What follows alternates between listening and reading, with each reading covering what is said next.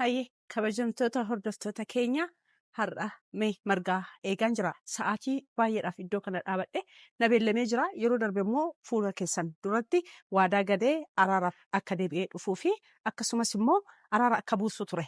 Garuu bilbilas bilbilee bilbila naa kaasuu didee naannoo kana jedhanii manni isaa natti himanii jiraniiti barbaacha dhufeen jira. Mee eegaan jira.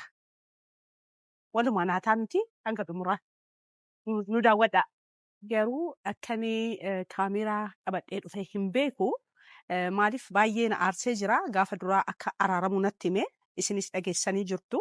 Yaada gaarii akka qabu arras dhokseen waraabuudhaaf hin deemaa jira. Maaliif takka hin amana takka hin amanu waan akkasii waan inni gochaa jiru isinis kanuma daawwachaa turtanii mee nan eegaa jira. Ammas abdiin kutadhu naannoo kana jira jedhanii hin dhufa jedheen abdadha. Sa'aatii kana akka inni bahuu fi gara biraa akka inni deemu immoo namni biraa natti himee jira. Odeeffannoon qabaati. Walumaa naa taanume waan inni gochuu yookiin immoo waan inni yaade maal akka ta'e ni daawwanna. Walumaa naa taanu. Dhufaa jira. Kanaafuyyuu isin na daawwadhaa yookiin immoo waan inni gochuu heduu fi waan inni haasa'u walumaa dhageenyaa dhoksinee jirraati.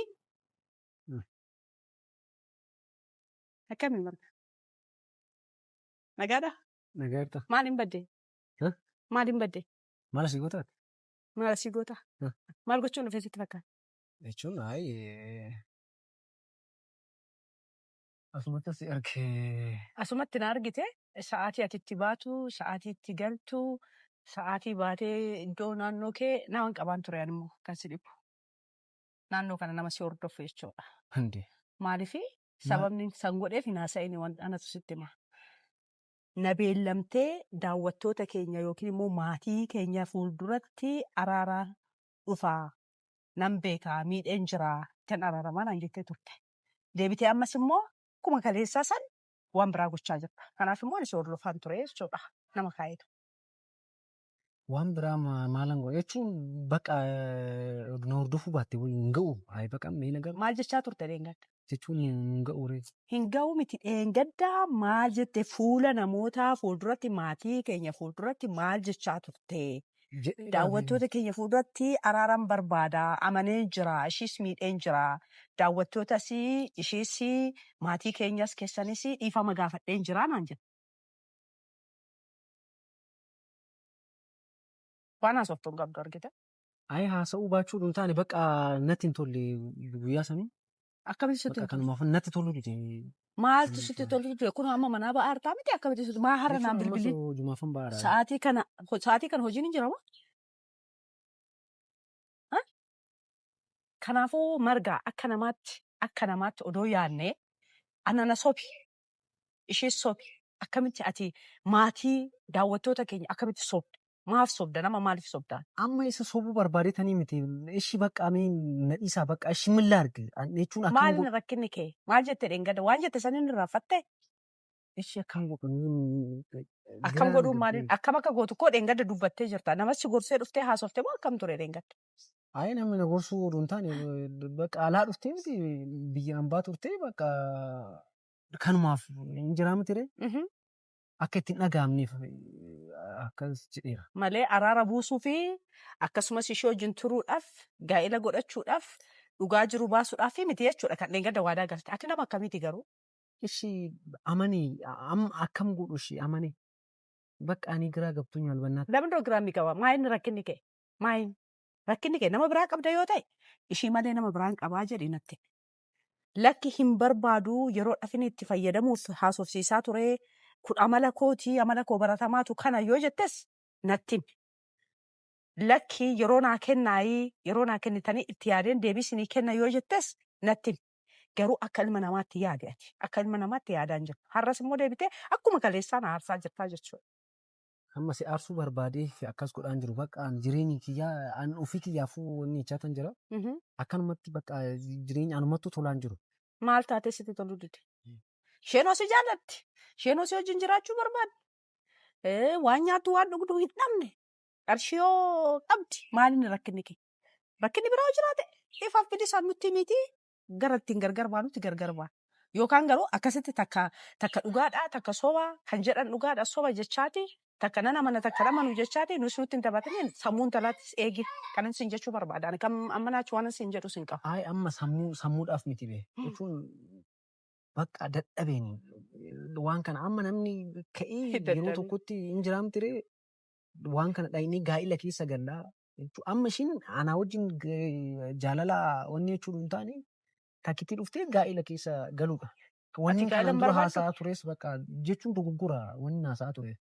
Akkam dogoggora? Nama siyaasaa ture? Ay isaa miti. Haasaa akkam turte maaltu dogoggora? Natti fakkaatee haasa'eera dura bakka jechuun ishee wajjin hoggaan haasa'aa jiru san natti fakkaatee waan haasa'eera. Akka nama gaa'ila qabatuttis akka nama ishee wajjin jiraatuttis haasa'eera. Amma hin gaabbite. Taa'ee waan yaadu bakka waan san keessa galuu waan hin barbaanneef. Gaa'ila keessa.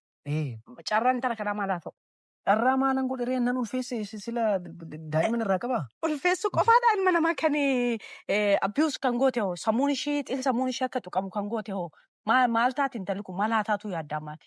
Waan kana irra deddeebi'ee yaadeera. Akka ishiin miidhamtus maalis jechuun bakka kanuma caalatti hin jiraamu ture. Akka ishiin miidhamtus hin barbaadu. Ati obboleettii qabdaa? Nan qabee maaliif hin qabu? Maal reega obboleettii qabatte obboleettii kee osoo namni akkana hin godhata maal jettee yaaddaa? Sitti hin dhaga'amu. Isa isheen ta'aa jirtu kuni isaan dhiphachaa jirru kuni amma immoo deemtee oduu akkuma diddee sanii diddee jiraattee gaariidha. Sittan araarama jettee galeessa waan hunduma isaa itti himee waliin jiraachuu dandeenya dhugaa ture wanni haasa'aa ture ishiin haasa'aa turte naan jettee deebitee immoo har'a immoo akkana yoo jettu amma galee kana gaafa natti himu maal jetti jettee yaaddame. Amma sobdii dhaabe jechuun amma akka ishiinis akka sobduu hin taane bakka waan akkana akkan itti haasa'aa ture akkan ishee wajjin gaa'ila uummachuu haasa'aa ture amma akka carraa ta'ee gaddaa. Iddoo dura kanaan dura nu waraabame irratti ishee kaadee hoggaan biraa deemu atis isheetti garagaltee lolaa turte. Nama hin beekne uumama machaanii turte. Jechuun dhugaan ishee akka baramuufiif ammaan. Kanan dheengadda akkasitti bakka jechuun waan san hunda amane dhugaan ishee akka baramuufifan. Malee ani biyya ambaa turtee akkasumatti bilbilaan wal barannee bilbilumaan waliin dabarsine waggaa hedduu. Jechuun qaaman bira hin geenye. Qaaman bira ga'uun dirqama moo nama bira sammuun namaa barkan qaaman nama bira ga'an caalaa miidhama akka ta'e beektaa? Qaaman nama bira ga'uu wayyaa gochaati gocharree jechuudha. Abdii namatti hortee abdii san dhoowwachuu jechuurra bar qaaman noormaalii ta'uu danda'a. Namni tokko wal argee wal jaalatee gargar ba'uun baay'ee nama dhibuu dhiisuu danda'a. Akkati jettutti koo amma qaamaan waan bira hin geenyeef waan hin ulfeessineef maaloo waan hin gooneef kanaafi. Jireenya mataa ishee haa jiraattu anis jireenya mataa kootiin jiraadhaa jechaa jirta. Kun immoo akkamitti ati ilmi namaa nyaachuu fi dhuguu qofaadha jireenyi. Isheen immoo baay'ee si jaalatti jaalala kee qabdi yeroo hunda waa'ee kee haasofti. Ati garuu ani nama akkamii akka ati taate amma dubbattee amma maatiin kun waa faradu. Ani waa'ee kee sani kana jechuus hin barbaadu. Baay'ee natti ulfaatee jira jechuudha. Dhugaa. Yookiin immoo nama dabalataa nama ati itti siqtu. Yookiin hiriyoota kee yookiin firoota kee nama tokko nuu kennite mee isaan yookiin gidduu keenya galanii waan ati gochaa jirtu kun dhugaadha moo sobaa sirriidha moo sirrii bitii kan jedhu san irratti akka haasofnu immoo yookiin carraa tokko naa kenna. Kana ta'a. Mana eenyutu agarsiisa? Mana maaf natti agarsiisu ani mana gaafa ati baatus gaafa ati galtus naman qaba nama manni kee naannoo kana ta'uusaa sirriitti an beeka. Ani immoo hojii kooti jedhee waan kana sakatta'aa jira. Maaliif intalli sammuun ishee sirrii miti waan ta'eef. Ati akka barbaaddee baatee galtaa akka barbaaddetti hojii kee hojjettaa. Isheen hojiidha hojiin qabdu ati bira hin jirtu. So anammoo na jeeqaa jirti. Kanaaf anaaf kun hojii ture jechuudha. Ishi bakka itti yaada. Kanaaf nama dabalataallee ta'uu barbaanne itti yaadi. Sammuu namaatti hin taphatini iddoo kana odoo ati taate maalan ta'a jettee yaaduu qabda. Eegasanii yeroo lammaffaa irratti gaafa wal agarru yookiin waan jala murame sirrii isaa kanan godha yookiin waliin jiraadha yookiin nan jaaladha yookiin hin jaaladhu kan jedhu nutti himuu qabda jechuudha malee taphannu. Hojii keenyas dhiisnee siis hin dararru ishees mataa wal dhukkubsinu isheenis akka itti amantutti ittiin hima kanaan gargar baana jechuudha yeroo biraatti malee akkasitti immoo. In ta'u. Bakka itti yaada. Garuu dhimma kana viidiyoodha alatti yoo baasuu baanne gaariidha. Alatti baasuu baattanii bakka akkasumatti itti yaada. Ani waa'ee kaameeraa waa'ee maalii duraanuu dhiiseen jira. Garuu maalidhaa kaleessa immoo baay'ee kan na dhibee na dhiisuu gaafan bilbila sii bilbilu nama biraa natti taatee bilbila koon kaastu Akka waan nama biraa ta'e dheengadda afaan biraa har'a afaan biraa siifuu safuudha jedhee yaadaan akka kiyyaatti. Sirrii miti bakka wanta ati gochaa jirtu. Bakka ishee asirbataloo biyyaallee bakka itti Kanaafiyyuu itti yaadi yeroo lammaffaa irratti gaafa wal agarru waan akkana ta'e waan afaan lama ta'e hin barbaadnu waan jala murtee waan sirrii ta'e nutti himtaa nagaan ture. Galatoo. Hayyee. Akkuma dhageessan daawwattoota keenya dhoksee riikardi gochaan ture. Maarree har'ama waan inni jedhu dhageessanii jirtuumi. Ani isheen beeku osoo hin yaadin sammuu ishiidha jechanii yaada kana kaase malee ani waan akkasii hin barbaadu. Yaada sirriin turre waan dogoggoraan haasa'aa ture natti fakkaate. Kanaafiyyuu ammas immoo beellama biraa jechuudha. Nutti taphachaa jira. Mee yeroo itti aanutti immoo waan inni jedhu nuyillee obsa fixachaa jirra.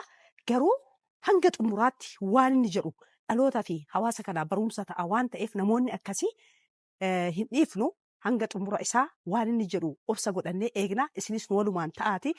Torbee yookiin guyyaa biraa immoo beellama keenyatti waan namni kun jedhu kan walumaan taanu taana haga sanii nagaan naa tura. Baay'ee.